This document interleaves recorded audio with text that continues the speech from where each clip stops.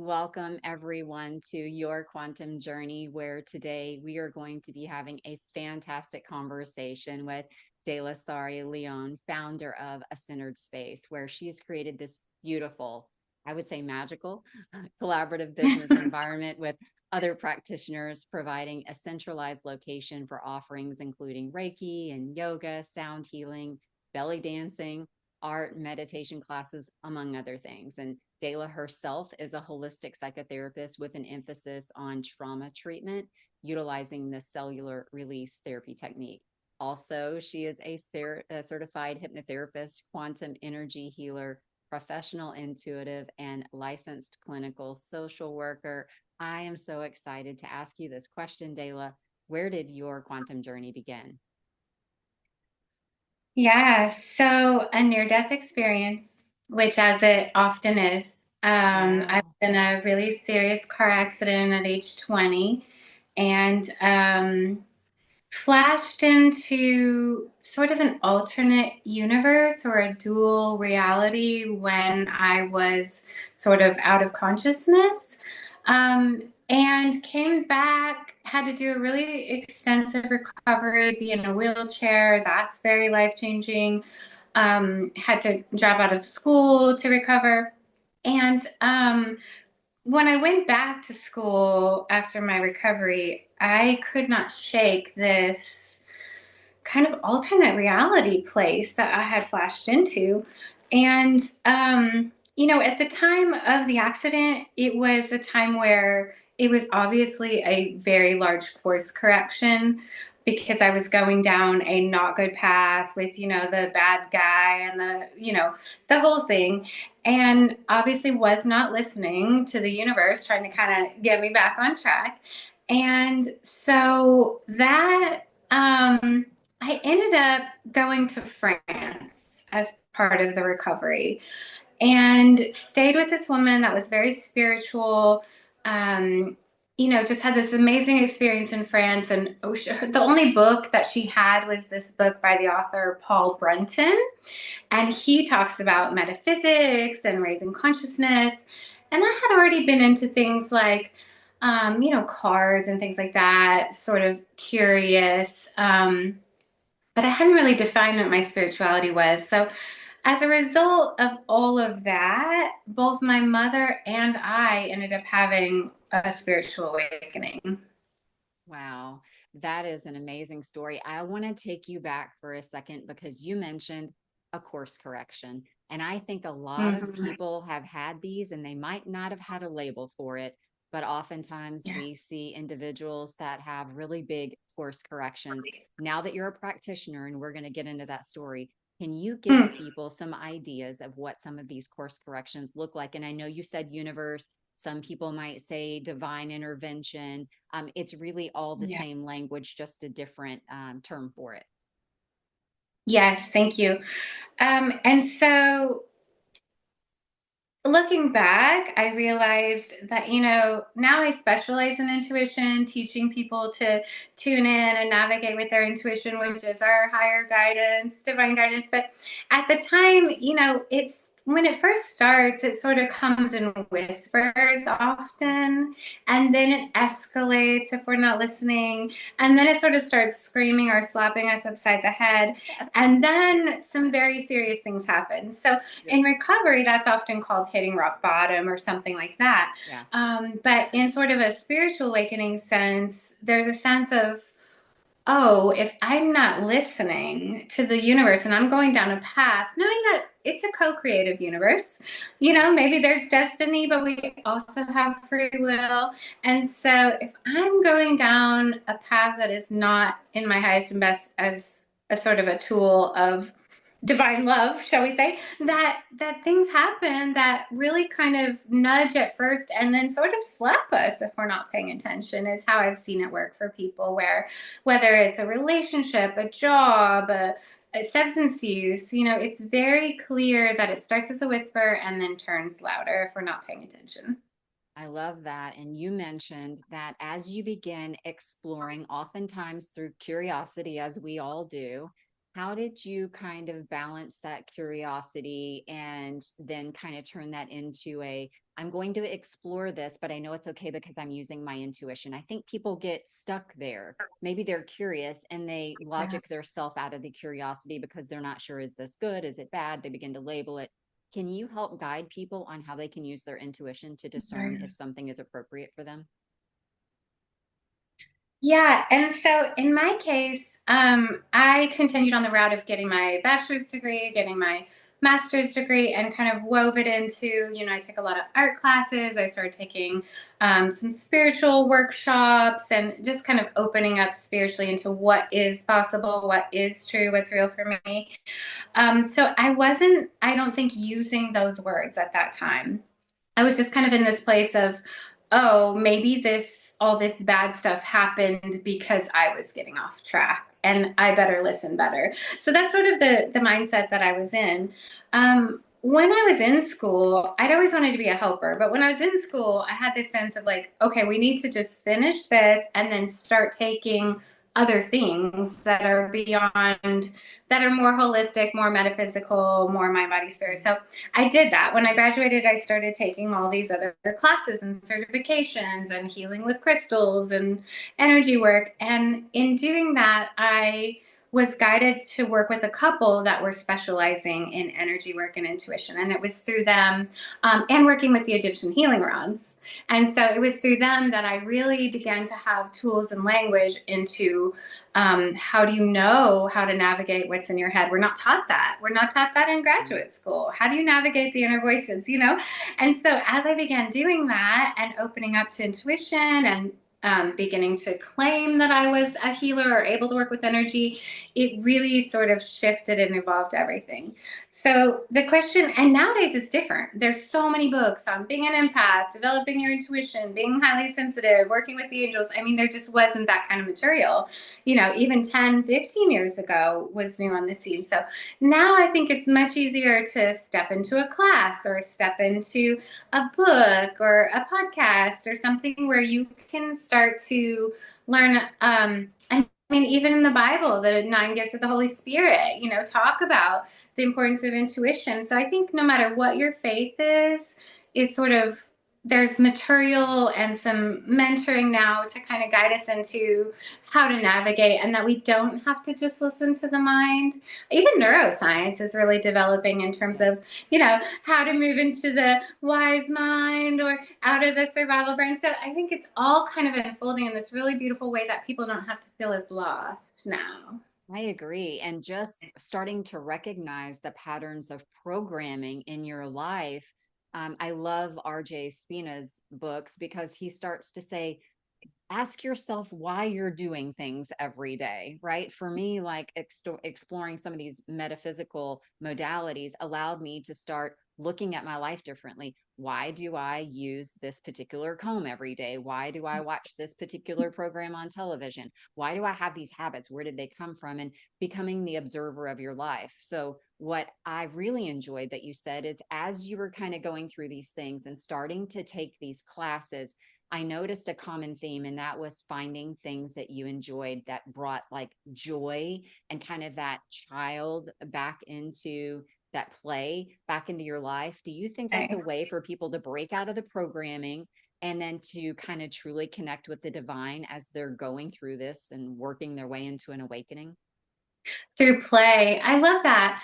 Yeah, I mean, I know for many, nature's very healing, connection and community very healing, art very healing. I was taught early on in developing intuition that we need to practice first by letting our imagination be true and kind of just going with it in terms of our abilities to see unicorns or fairies or dragons or and kind of letting that unfold. So that is that spirit of play. And also going with what we love, because I do think we're all so different and what we're great at and what we love. And each thing is sort of a breadcrumb to the next thing. And if I look back, every single thing that sort of I went through or studied has all led me to where I feel like I have a toolbox to help others navigate life crises and release trauma and kind of figure out how to navigate themselves and not be dependent on outside resources. So I've heard you mention that you had the traditional education and then you started branching out. And I know that you're a trained psychotherapist and you've got the licensed clinical social work background, but at some point you kind of made the decision to go one direction or the other, and the scales kind of tipped in one direction. So can you kind of help our viewers understand what that process was for you and how you took that traditional education and then wove it into these modalities that you practice today? That's a great question. And what I love about that is right now there's several people that are beginning to train on and talk about how to be a holistic psychotherapist. So when I graduated, I wanted always to hang a shingle and have my own place. And immediately I began with calling myself a holistic psychotherapist. So at the time I was in Albuquerque and I was the first one in Albuquerque to use that language. And then later we moved to Kentucky, to Western Kentucky, and I was the first one in Western Kentucky to use that language as well. So being a front runner like that, in the sense of creating a language or having a language, has been really interesting. And I could just say that I did it by guidance and by what the universe kind of put in my lap. So, not long after I opened my private practice, I stumbled on a woman through an Australian author. And she was actually in Colorado. So, she was only 6 hours away from me. But in this book by this Australian author, he talked about using a trauma clearing approach to discover the underlying emotional trauma components to weight and weight loss. So I was like, what is this? I have not heard of this. So I called her up and she said, you can clear thousands of painful experiences in one session without ever experiencing any of them. So sign me up. And that's all I've been doing for 10 years, really. Not all I'm doing, obviously, because I'm blending together all kinds of traditional and holistic. I love to study health. I love holistic health. I have some training in supplements for mental health. I use the Egyptian healing rods in my practice for healing as well and energy work. But really, what I've loved doing the most is this trauma clearing work called cellular release therapy. So that gave me the tool of, it gave me the modality, right, to really kind of complement it with the traditional and the other holistic. But I love trauma clearing. I mean, I love seeing people just immediately shift. And as a therapist in talk therapy, sometimes you can talk about something for 20 years and it does not change all that much. And even in myself, the stuff that we're trying to, like, that we can't think our way out of, that's the stuff that, all the kind of classic techniques, all the holistic techniques, nothing really got at that until I was trained in cellular release. So that really became the way that it also kept weaving together. I know we have a lot of privacy because you and I have discussed that I'm a practitioner myself. So, in full respect of that privacy, can you give us some ideas of some of the traumas that can be cleared through this cellular technique that you practice? Yes, I love it because number one, it does not re-traumatize. And so it does not put you back into anything, which I love. Also, you don't even have to talk about it to clear it. So I say it's a great technique for men, right? Because you do Yeah. not have to go back into anything. And just a side note, as a clinician, like we never have to go back into anything we don't want to with anybody Mhm. asking us. I just want to Right. empower people that that is true. But I love that I don't have to know what it is. They don't have to know what it is. It can be as simple as anything from third grade, or it can be as specific as the time I was pushed on the playground and called a name. And so what you can do with it are sort of two different things. You can start off with lists of experiences. So experiences of seeing trauma, hearing it, being told something, patterns of having that happen, things you've overheard, energies, agreements, contracts. You can kind of go down a list. And then from there, you can move to what she calls complete clearings. And those are 85 questions on one topic. And it gets to the root cause of the topic. sometimes in utero, sometimes pre-verbal, gets at even intergenerational patterns, clears the cause, and then clears all the things that result from the cause. So beliefs about ourselves, about the world, about men, sabotage, avoidance, abandonment, it just goes on and on and on, clears the topic, and then we do an affirmation. So when we're clearing lists of things, people feel like we took the trash out, we knocked the edge off, we took a shower, just like, ah.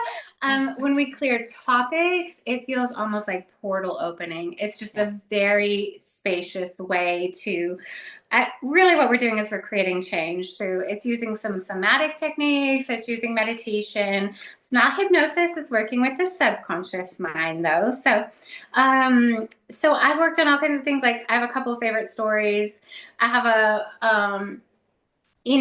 guy who was told by his family that he would never go to school. He was stupid, and we worked on all this childhood stuff, and then now he's teaching college. Wow. Yeah. That's Yeah. So amazing. I have a friend of mine came in and did a little session.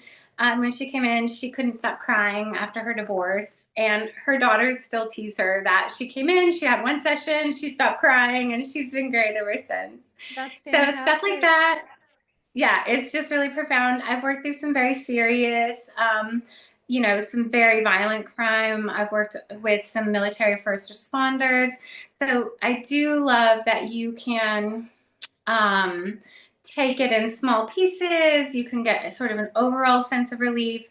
As somebody put it recently, it's like the pressure valve is not just built up anymore. So Right. it's able to kind of just give spaciousness for change. Dela, I want to help our viewers understand the power that a repressed emotion or a memory, an experience that we try to bury, because a lot of the clients that I work with, they've had one experience, literally one experience, and they've Mm-hmm. buried it really, really deep, as deep as they think Mm-hmm. that they can pot down in their stock, right? And they don't know how energy grows and morphs and manifests and almost becomes magnetic in the body. Can you kind of Yeah. explain that so that people might begin to be able to see how things are manifesting in their life that could be related to something that's kind of been a cyclical pattern that maybe they didn't put, the two and two together? Yeah, so this week it's been interesting. We've been working, there's sort of themes of the week when you're doing energy Yeah. work, Yes. where we're all kind of working through the same things at the same time. And so the theme of the week has sort of been this concept of stuffing, right? Where we're just not speaking up, we're just stuffing it all down. And Yeah. what happens is these people end up resentful is one of the main um, emotions. So resentful, angry, not willing to speak up.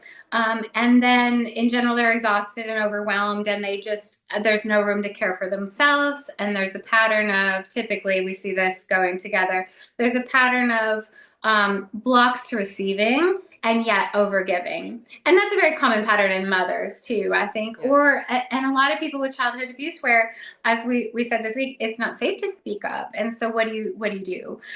So we end up numbing, blocking, becoming very frozen. Frozen energy equals depression. When we're not speaking up, we're not in our power, and then the energy's collapsing. So we're ending up wired and tired.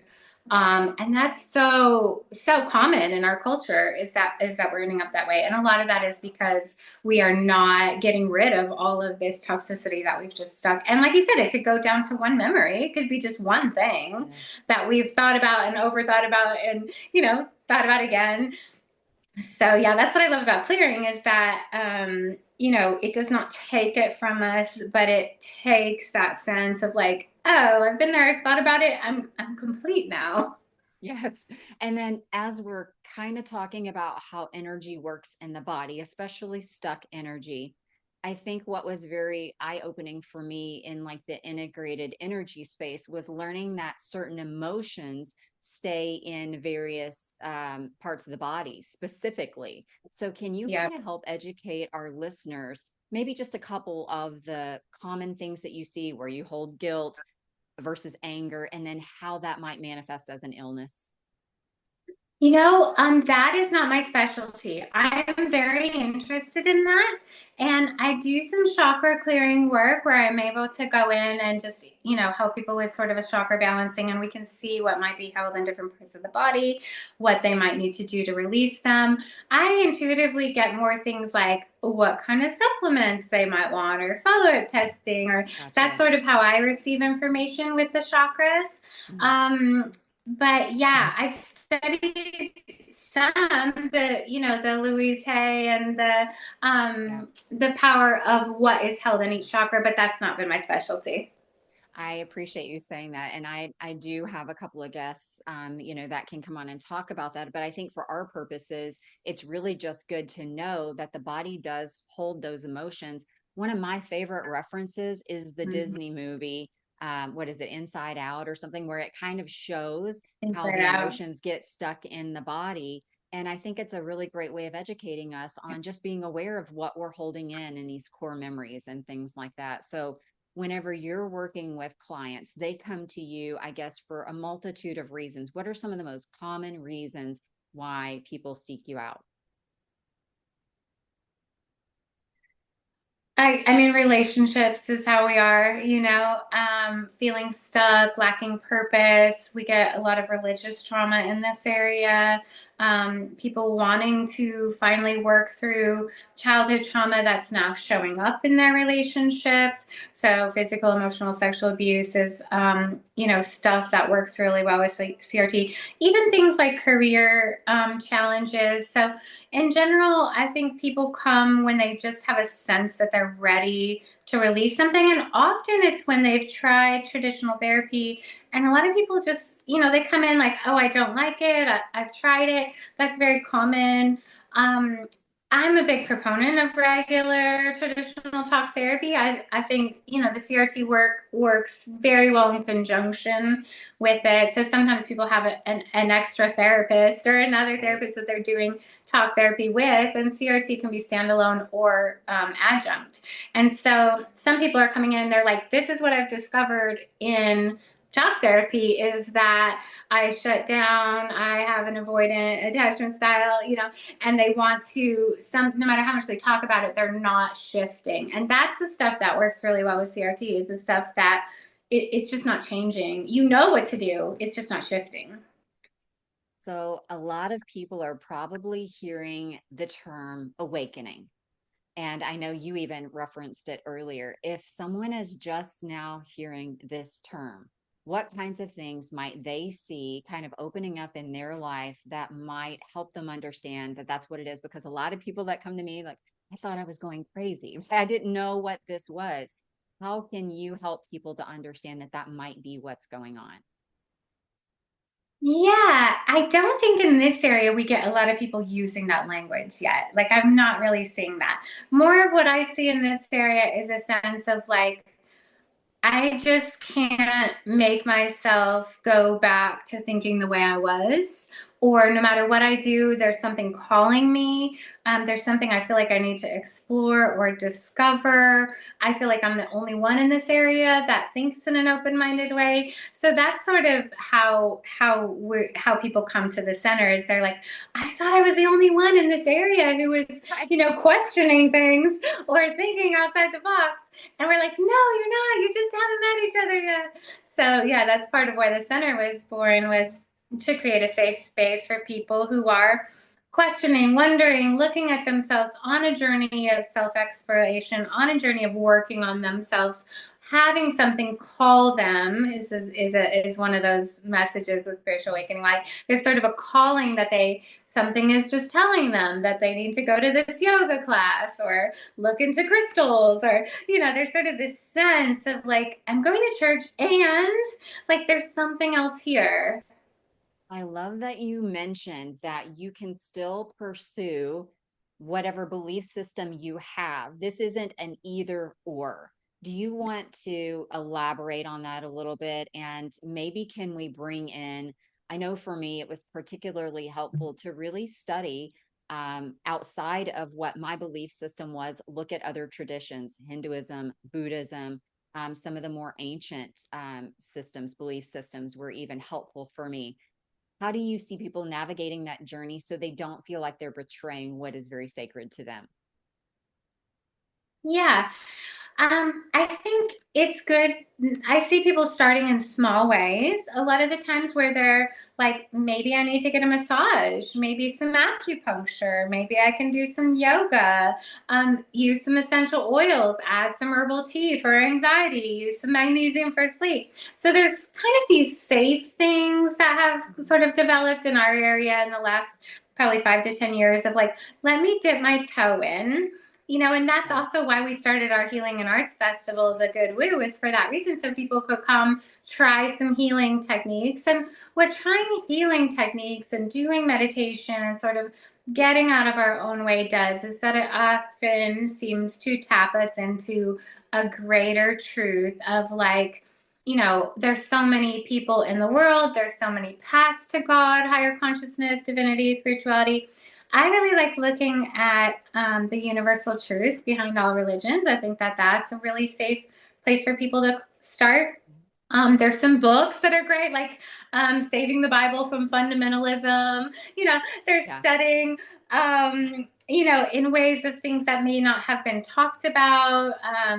And so I think as we kind of go with what calls us, like I'm really interested in chakras.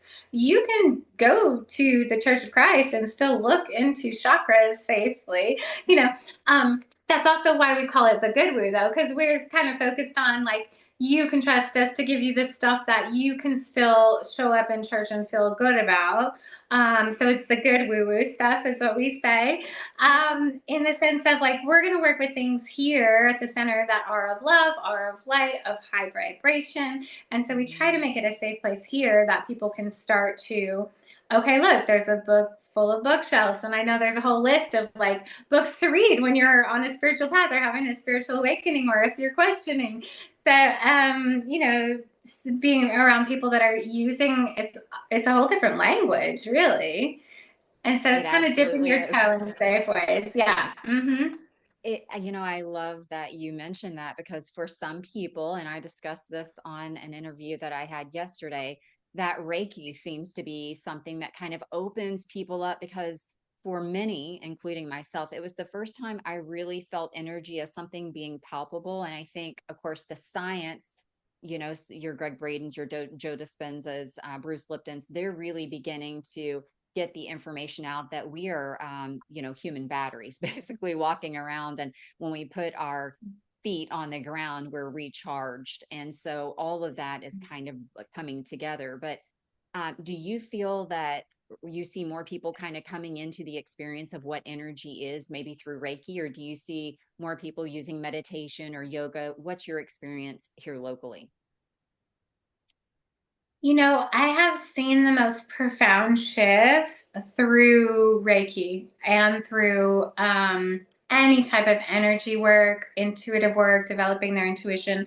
So, one of the practitioners in the building on the property with us, the Healing Hut on 641, Victoria, she is hosting Reiki shares, but it's a Reiki slash energy share. So you don't have to be trained to come, which can be controversial. But what happens at these Reiki shares is this profound sense of like people being like, oh, I can give prayer, I can give love, I can feel the energy in the body and in the room, I can receive it, I can practice giving it. And there's this just beautiful thing that happens. And then people go on to take Reiki training or some other types of training, sound healing, working with energies in a way that fits with their belief system. So I do agree that Reiki is one of the first ways. And then I do think opening to our intuition through meditation, sound healing is another really beautiful way to begin to tap into. It's really just something that's bigger than us, right? Absolutely. And I think one of the magical things that I have found is that everybody has gifts. And so the more you tend to be around these spaces where energy is flowing, the more palpable your gifts become and they begin to come online. So have you seen that with people that begin coming into the spaces before long, they're saying, I'm noticing this. I'm having this gift come online. My intuition is greater. I'm able to kind of tell what people are feeling when they walk in the room. Are you seeing some of those first layers of gifts kind of come online? Oh yeah, I love that. That's like the best, isn't it? Yeah, so for me, I was always a sensitive and an empath. And then as I began to work on my intuition, then I began to see and hear and know. And so we teach that too, is how to move from what are your top three orders that you receive intuition or spiritual information.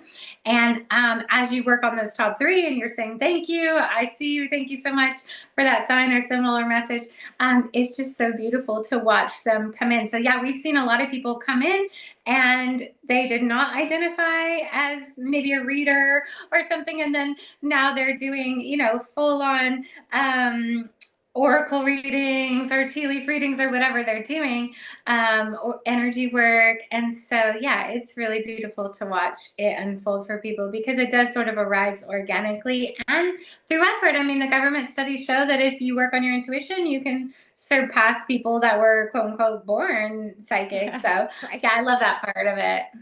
So let's talk about how we shouldn't compare ourselves. I know it's easy to fall into that trap. You're waking up and you found a mentor on YouTube. I certainly did this, and I didn't understand why I did the same things that they did, and I couldn't connect in the same way.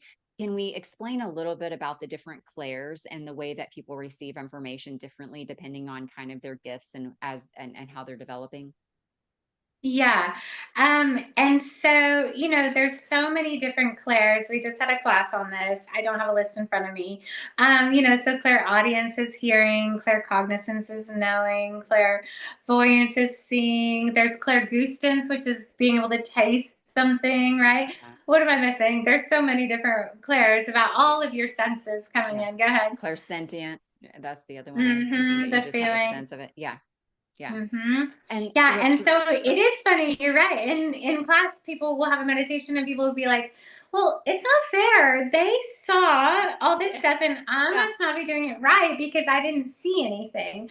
Yeah. And then they go on to tell you how they went through this like visceral sense about knowing that everything was going to be okay, and having this like smell come in of roses, which reminded them of their grandmother, which is tied to their best thing in their life. So it's just so interesting as people begin to tap in and have these experiences, and they have some guidance about what order they come in and what they all are, then ideally we're working on releasing that comparison. I mean, comparison is just such a thief, and we are all so different. So yeah, I love it when people begin to claim and know their order, and that, people tend to think that seeing things is like the best, but it's, and sure, that's fun. But sometimes it's a knowing or a hearing that gets us out of trouble. It doesn't Right. have to be a Right. vision. Yeah. Take the left now. Right. It doesn't Hmm. always help to see Exactly. pictures. I know when I'm communicating with Yeah. people that have crossed over, sometimes they'll Yeah. give me a picture and it's really hard to discern what the picture means. And Yeah. so, I don't know that there is one that's better than the other. I kind of like having a blend of all of them. Show me the picture, tell me what you want me to say, kind of a thing. Yes. Yeah, we So, we saw that in the class. We did a class with three of us the other week, and it was a intuitive roundtable. And you can see in the readers, they were like, "Well, I have a vision of this, I have a sense of this, I have a knowing of this." And then people would respond with, "Oh, I had a sense of this, I had a feeling of this, I had a knowing of this." You know? which everybody has. We just Yeah, don't necessarily associate it with the mystical. So we've all yeah. had the experience. You're thinking about somebody and the phone rings and you haven't talked Hmm. to them in years and you were just thinking about them. And so we are all telepathic in that way. Can you kind of help people to understand these everyday normal things that are really kind of the magic seeping through in their lives to try to awaken them to their potential? Can you come up with some examples? Yeah, I mean, I love that. I mean, we don't love. Sometimes we're at the stoplight and the person next to us is like kind of giving us some bad energy, or they're driving behind us and we can tell that the energy towards us is not good. I mean, that is intuition. And so let's see. As people begin on this journey, often it's about communicating with loved ones that have passed, right? Yes. And so people of all faiths will come in and say, well, my loved one comes to me in a cardinal. We've all heard that. Or feathers. Or my favorite one is like striped beach balls. Or, you know what I mean? It Yeah. doesn't matter. People will start to see things like billboards and license plates and things in books that jump out at them. They'll start to have somebody tell them, like, three different people have told me that, and if they're in that intuitive learning space of like, oh, that means I better pay attention. Oh, that means I'm on the right path. Oh, that means I need to listen. So as we kind of are in this place of, okay, I think that was something, and then we get something else, we're like, that's definitely something. I personally love it because it feels like a breadcrumb trail Me and too. like a burning bush. I mean, there's absolute proof that there's something greater than ourselves that is helping guide us and communicate with us. And to me, that's like the most exciting thing. It is for me too. And I think my guides just light up because they know I love a good puzzle. So they'll give me a little piece and of course I'm going to journal about it. And then I'm looking for the next piece and it might not come to me for weeks. Sometimes Yeah. painstakingly it's months, right? And then I'm like, wait a second, this was months ago and this belongs with this. What Mm-hmm. advice can you give people as they're beginning to try to match up these signs and synchronicities Yeah. that they're seeing? Do you recommend journaling? Or is there other practices to where you can start kind of making a complete picture from the pieces that you're receiving? Oh, that's a cute question. And I like the idea of journaling. I don't actually, I mean, I love to journal. I encourage people to journal, but I don't actually put that together. Like, I do tell them to write down things that they get in dreams or intuitive knowing. So I guess that is similar. But in terms of piecing it together, to me, it's a walk in faith and trust. And for a lot of people that are religious, like that is helping them practice their religion is walking in faith and trust. And so that looks like you need to go to the store, and we're like, no, we don't. And our little inner voice, which is the little quiet one, is like, you need to go to the store.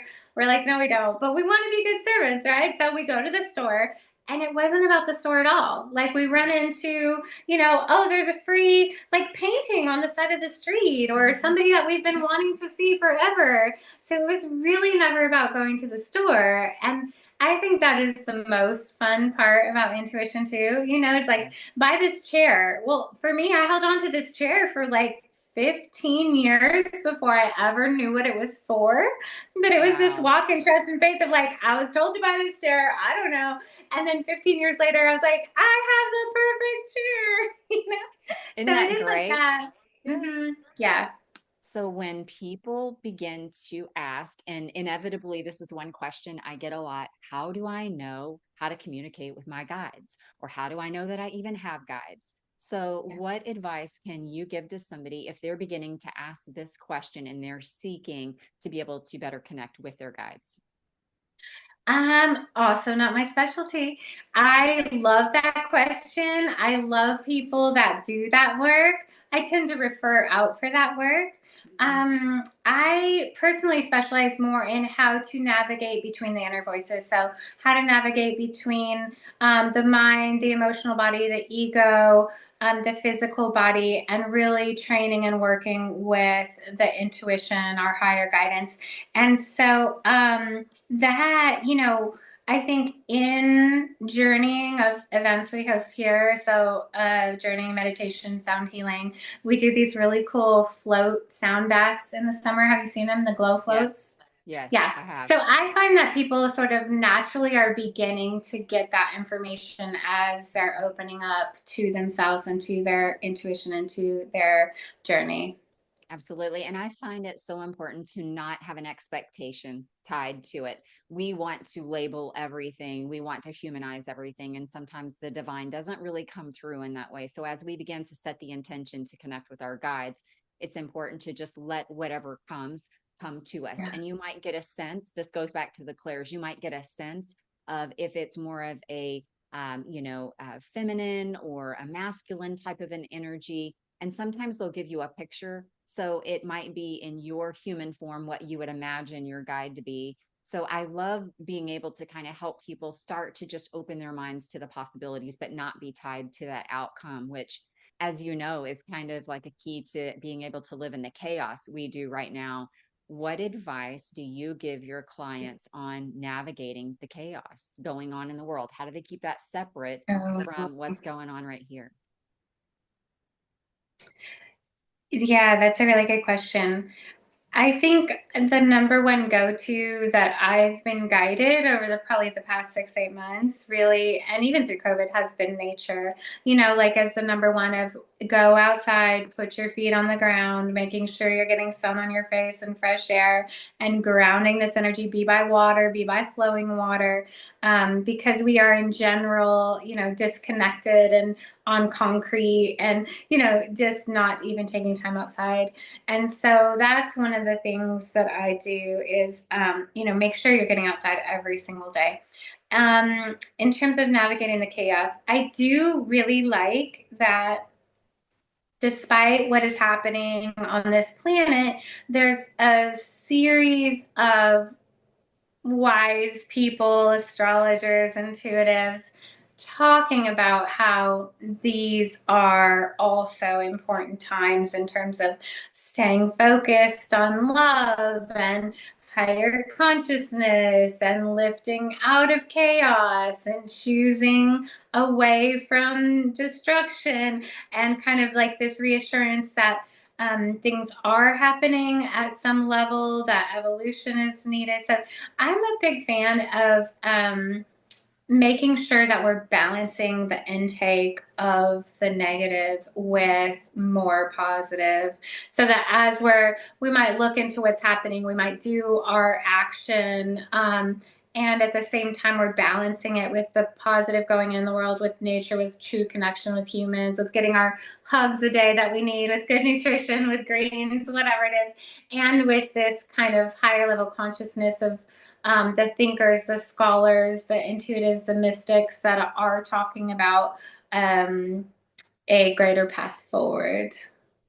I love that. And what would you say to people that are kind of at a pivotal point in their own lives where they are ready to walk away from careers that they've been in for 20, 30 years? They maybe are considering leaving a relationship because, as we know, that's also a part of this process sometimes where you literally have to leave the things that no longer serve you behind. I'm sure that's probably a part of your client base.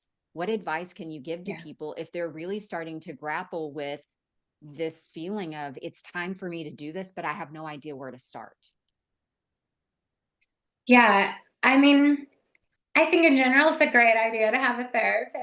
It's a great idea to have a group of intuitive people that you can call, like maybe several people that are tapped in different ways, whether they're healers or professionals or wise people that you know. Community connection is so important just because we're so isolated. So I think it's also not moving from not listening. That's not what we're doing. It's like listening to everybody else and doing what they say. It's like we can assess, get the support, and then be supported and mentored to go within and find what those answers are. My favorite thing with intuition is that we think we need to know how to get to Z, which is the happy relationship, the next job, and really all we're given is like B and C. And so figuring out and being supported in staying present to what are you being told to do? What is your next step that your intuition has given you? And usually there's several things that we do know to do well. I do need to put in my notice. I need to start looking online. I need to get a computer so I can work. We usually have at least three things that will get us towards the Z goal, which, the theme of the week has been is often better than we could imagine. We just can't think our way through it. We need to intuit our way through it to have the best Absolutely. outcome. Yeah. So we talked a little bit about the chaos that's going on, and we talked a little bit about how energy moves in the body. What advice would you have for people as they're working to get a voice? We talked about what happens when you don't have a voice and you don't speak Mhm. for yourself. How do you balance the need to really have a voice and be firm and strong in who you are and your authenticity without kind of dipping your toe in the negativity and then becoming entangled with it? Can you explain how people can entangle unintentionally with these things that maybe they're opposed to or fighting against? help them understand how this works. Okay, so I think one of the ways that we can get entangled is through lower vibrational energies. So I think part of the practice of sort of refining ourselves is that we're always wanting to ingest light, right? Be in the light, give the light, kind of light and love is our guidance. So as we're kind of being in this, well, we need to raise our vibration in order to be the best version of ourselves we can. Then that does help untangle us. It's also super valuable to have an accountability person who's willing to say to us, like, hey, Okay. and that's, I think, where therapy comes in too, because, our best friends, our family, like, they don't always feel comfortable saying some things like that to us, or they might not say it in the most helpful way, which is often what happens. So if you have a professional that you're working with, and it doesn't have to be a therapist, it can be any kind of trained professional whose job is to support you on your path. They're able to say, like, hey, so when this went down, like, what would you have liked to have done differently? What would you like to do next time? Like, if you reacted in anger, like, how could you have chosen like the pause and to be more assertive than aggressive? And, it's kind of this sacred work of refining ourselves. And if we have a network or at least one person who is gonna, in a very sacred way, help us to evolve ourselves and to check us when we're off track, like, I think that's so valuable. Do you find that in this time that we're living in, which I happen to believe is very special, very sacred, do you find that there are initiations along our path that may require us to encounter things that trigger us a little bit more, maybe than normal, to Mhm. show us some of the places that we still need to do a little tweaking, a little healing? Do you see that there are maybe a few more triggers right now being thrown out, a few more landmines on the pathway? Yeah, for sure. We've been talking about that this week. There's kind of in this concept of, and it's very interesting to me that it's happening right at Easter. So there's a lot of people in my practice that are, practicing things with Lent, talking about sacrifice. And so there's sort of this energy of like, there's some really uncomfortable things, Yes. and so how can we make that uncomfortable or horrific level of sacrifice, level of thing that we're dealing with? How can we still choose love and light and firmness and good boundaries and commitment to a higher level of understanding, taking the higher road? And we are very triggered. I mean, it is very easy. It's way easier to get off track than it Yeah. is to work through the hard things and to sort of carry the burden and work on the sacrifice and work through suffering. Yeah, that's like, where the good work comes in, because on the other side of that, even if the learning curve is steep, which sometimes the learning curve is very steep, Right. that if we're supported to come out of that with meaning and purpose and with change, like that, we win. Of course. And do you find that as we are experiencing these triggers and they're showing up in various ways, do you find that most people, when they really start evaluating, they'll see some common threads in between them? So if you are still dealing with a lack mindset, for example, you might find that someone has multiple areas in their life where they're seeing this common element of lack showing up to try to show them, hey, this is what needs to be healed. And maybe lack's not the best example. Can you think of Mhm. something else that might allow somebody to see a similar pattern in their life? Of something that needs to be healed where they're just getting it over and over. In different places. It's Yeah. maybe Or somebody a that cuts them off. trigger. Yeah, yeah, Yeah. right, right. Mhm. Yeah, I mean, it is like that. It's all interconnected.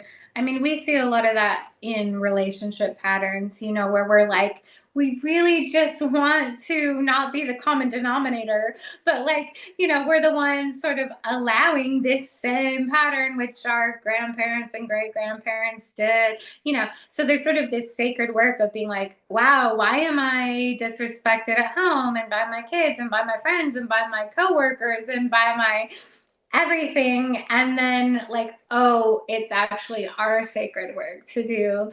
And that's a powerful place. That's a powerful shift from the victim mentality into the I'm going to claim and evolve myself in an ever refining way.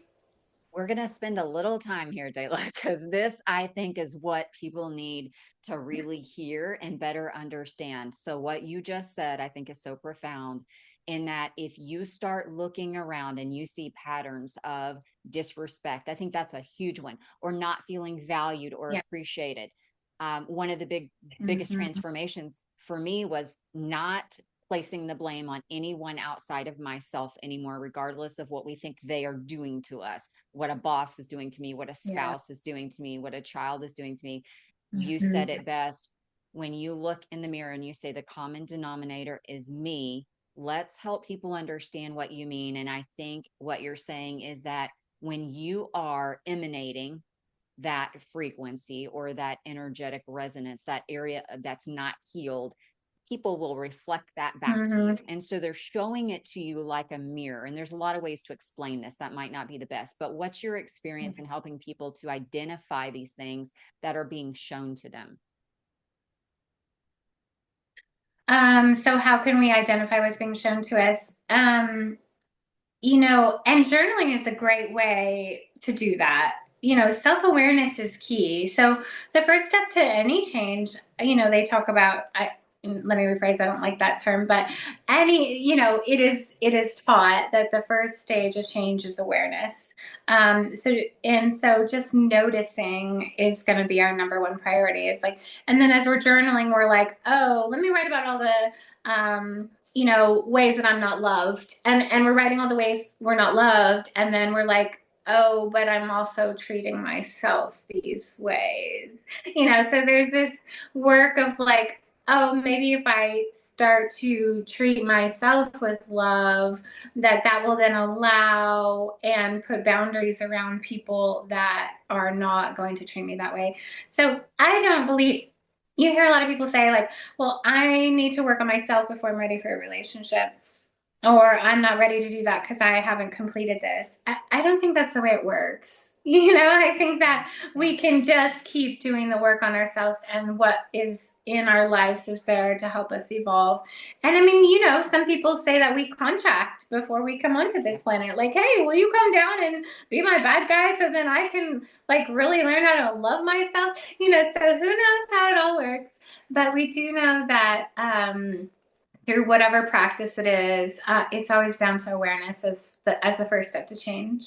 And I know you're a practicing hypnotherapist as well. And so I have found that some of those soul contracts are revealed through my sessions, and they find that they did come in and contract with a soul to play a role in their life. And that is mind altering, right? You talk about taking Yeah. yourself out of the role or out of the victim seat, knowing that at a soul level, you plan to come in with other souls and live out these experiences. You can't do anything but just have extreme ownership in that whole situation. So as you're talking about, beginning to look at patterns in your life, I loved that it was just a great analogy to say, I don't like this. I don't like this one thing. And then you said, how else is that showing up to me? So then maybe you begin saying, oh, wow, this one thing that I don't like is showing itself to me in lots of other places. And regardless of whether there's a soul contract or not, you've become aware of it. And don't you think it, for me, it at least feels the minute I look at it, it's almost like turning the light on in a dark room. Poof, there's just light everywhere. And the awareness of it Yeah. alone softens the impact. Do you feel that as well? Yeah.